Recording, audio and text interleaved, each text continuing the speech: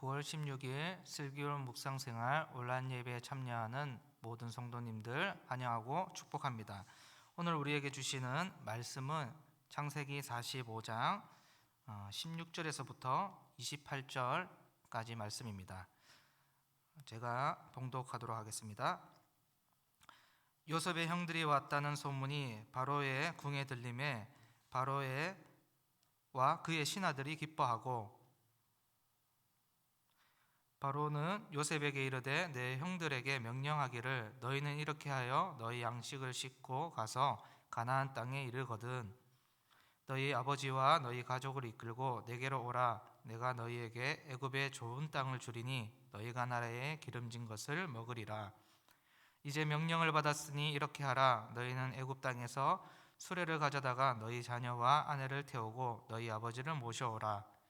또 너희의 기구를 아끼지 말라. 온 애굽 땅에 좋은 것이 너희 것임이니라. 이스라엘 아들들이 그대로 할세. 요셉이 바로의 명령대로 그들에게 수레를 주고 길 양식을 주며 또 그들에게 다 각기 옷 한 벌씩을 주되 베냐민에게는 은 300과 옷 5벌을 주고 그가 또 이와 같이 그 아버지에게 보내되 수나기 10필에 애굽의 아름다운 물품이 실리고 암나기 10필에는 아버지에게 길에서 드릴 곡식과 떡과 양식을 실리고 이에 형들을 돌려보내며 그들에게 이르되 당신들은 길에서 다투지 말라 하였더라. 그들이 애굽에서 올라와 가나안 땅으로 들어가서 아버지 야곱에게 이르러 알리어 이르되 요셉이 지금까지 살아있어 애굽 땅 총리가 되었더이다. 야곱이 그들의 말을 믿지 못하여 어리둥절하더니 그들이 또 요셉이 자기들에게 부탁한 모든 말로 그에게 말하며 그들의 아버지 야곱은 요셉이 자기를 태우려고 보낸 수레를 보고서야 기운이 소생한지라. 이스라엘이 이르러 조카도다. 내 아들 요셉이 지금까지 살아있으니 내가 죽기 전에 가서 그를 보리라 하니라. 아멘. 여러분, 하나님의 은혜를 경험한 사람, 하나님의 은혜로 살아가는 사람은 정말 놀라운 사람들입니다.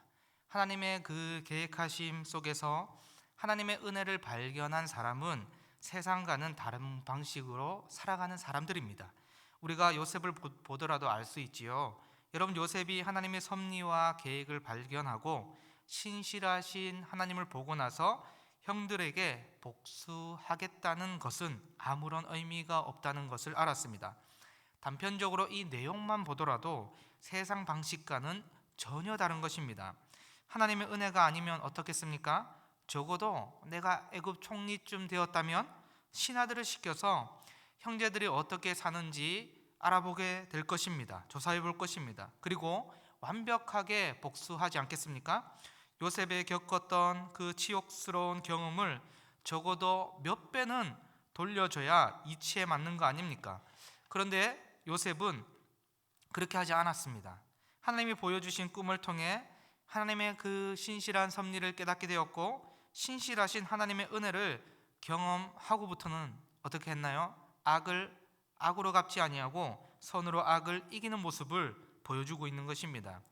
요셉은 더 이상 철부지의 모습이 아니라 하나님의 사람으로 하나님의 말씀에 순종하며 살아가고 있는 것입니다. 오늘 본문에서도 요셉은 하나님의 사람으로 성숙한 모습을 보여주고 있습니다. 오늘 본문의 요셉의 모습을 통해서 성숙한 신자의 모습은 어떠해야 하는지를 함께 살펴보도록 하겠습니다. 첫째는 신자는 가족을 돌보고 사랑해야 한다는 것입니다. 제가 창세기 45장 21절과 22절 말씀을 읽어 드리도록 하겠습니다. 이스라엘의 아들들이 그대로 할세. 요셉이 바로의 명령대로 그들에게 수레를 주고 길 양식을 주며 또 그들에게 다 각기 옷 한 벌씩을 주되 베냐민에게는 은 300과 옷 5벌을 주고. 아멘. 여러분, 요셉은 잃어버린 가족들에게 복수가 아닌 사랑을 실천하고 있습니다. 요셉이 가족들을 얼마나 그리워했는지 알 수 있는 대목이 있는데요. 16절입니다. 요셉의 형들이 왔다는 소문이 바로의 궁에 들림에 바로와 그의 신하들이 기뻐하고. 여러분, 만약에 요셉이 형들을 증오하고 싫어했다면 바로와 그의 신하들이 기뻐하겠습니까? 바로는 요셉을 존경했고 신하들은 요셉을 잘 따랐습니다.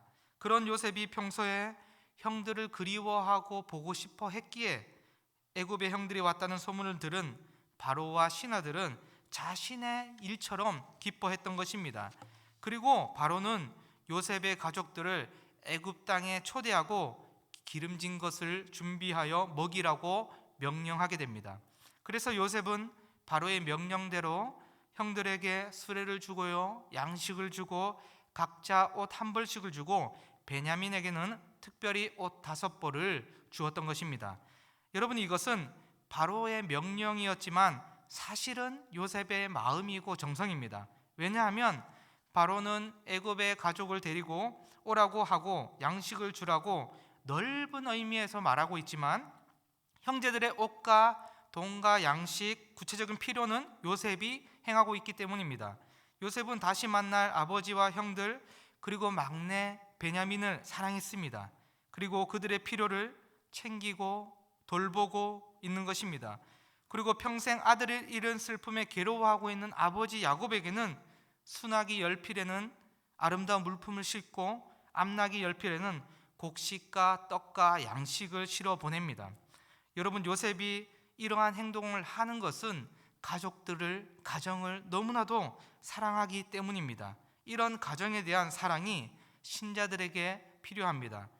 저는 고향에 내려갈 일이 많지 않습니다. 그러나 명절이나 또 특별한 일이 있을 때 한두 번 내려갈 때면 부모님은 김치와 된장, 밑반찬을 챙겨주십니다. 그리고 부모님께서는 많이 챙겨주지 못해서 항상 미안하단 말을 많이 하십니다. 자녀를 향한 모든 부모님의 마음이 이런 마음이 아닐까 생각되어집니다. 오히려 부모님을 챙겨드리지 못하는 제가 미안해해야 되는데 부모님은 항상 자녀들에게 미안해합니다. 여러분, 요셉은 아버지와 막내 동생에게 전달되어질 물품을 보고 무슨 생각이 들었을까요? 아마도 아버지와 동생을 많이 그리워하고 많이 사랑했다는 마음이 잘 전달되기를 원했을 것입니다. 여러분, 신자들은 가족을 잘 돌보고 사랑해야 됩니다. 사랑은 마음에서부터 시작되는 것입니다. 챙겨주면서도 미안해하는 그 마음에서 사랑은 피어나고 그 사랑으로 가정은 돌봄과 보호를 경험하게 되는 것입니다. 여러분, 요셉의 이런 애달픈 마음이 잘 전달되었을까요? 잘 전달되었던 걸까요? 아내와 요셉을 잃고 힘들어하는 아버지 야곱이 어떻게 됩니까? 창세기 45장 27절 말씀입니다. 그들이 또 요셉이 자기들에게 부탁한 모든 말로 그에게 말하매 그들의 아버지 야곱은 요셉이 자기를 태우려고 보낸 수레를 보고서야 기운을 소생한지라. 아멘. 여러분, 라헬을 잃고 요셉마저 잃은 후에 베냐민까지 보낸 노년의 야곱이 어떻게 버티고 살았을지 상상조차 하기 힘듭니다. 그런데 하나님께서는 요셉을 통해서 야곱의 마지막 생애를 기쁨과 평안으로 채워주시는 것입니다. 죽었던 아들을 찾은 야곱은 다시 기운을 찾았고 이제 죽기 전에 요셉을 봐야겠다는 일념으로 다시 일어서게 된 것입니다. 이제 야곱과 가족들은 완전히 회복되었습니다. 여러분, 하나님을 만난 요셉은 더 이상 구덩이에 떨어진 인생이 아닙니다. 하나님은 요셉을 통해서 애굽 백성을 살리시고 야곱 가족의 피난처를 마련하셨습니다. 또한 요셉은 하나님께 순종함으로 가족을 돌보고 사랑을 실천하였습니다. 여러분을 통해 가족이 돌봄을 받고 사랑이 마음껏 나눠지기를 원합니다. 둘째는 신자는 하나님의 선한 계획을 믿어야 한다는 것입니다. 창세기 45장 24절 말씀입니다. 이에 형제들을 돌려보내매 그들에게 이르되 당신들은 길에서 다투지 말라 하였더라. 아멘. 여러분, 요셉이 형들에게 이제 더 이상 형제끼리 다투지 말라고 당부하고 있습니다. 여러분, 형들에게 왜 이런 당부의 말을 하는 걸까요? 그것은 하나님의 그 선한 계획이 형들의 사소한 다툼으로 인해 그 의미를 잃어버릴까 봐 걱정하고 염려하고 있는 것입니다. 여러분, 요셉이 애굽의 총리가 된 것과 형제들을 만난 것, 그리고 아버지와 막내 동생을 다시 보게 될 것, 이 모든 것들이 하나님의 은혜이자 하나님의 선한 계획임을 고백했습니다. 그리고 이제 아버지 야곱을 모시러 가는 길에 10명의 형들만 남게 됩니다. 그리고 가나안으로 돌아가는 긴 여정을 형들은 걸어가게 될 것입니다. 하나님의 은혜로 인해서 형제들의 다툼과 시기와 불안은 사라지고 사랑과 평안이 찾아왔습니다. 이것은 하나님의 분명한 선한 계획이었고 요셉은 이 사실을 누구보다 잘 알았던 사람입니다. 그래서 요셉은 형들이 이제 가나안으로 돌아가면서 다투거나 싸우지 말라고 당부하는 것입니다. 요셉은 형들의 어떤 점들을 염려했던 것일까요? 혹시나 요셉이 동생 베냐민에게 물품을 더 선대해서 싸우지는 않을까도 생각해 볼 수 있겠지요. 무엇보다 형들이 야곱에게 요셉의 소식을 전하면서 요셉에게 행했던 죄를 털어놓으면서 서로 책임을 미루고 다툴 여지가 있습니다. 이런 모습들을 요셉은 걱정하고 염려하고 있는 것입니다. 여러분, 요셉의 당부하는 말 속에는 하나님의 선한 계획을 믿음으로 고백하자는 메시지가 있습니다.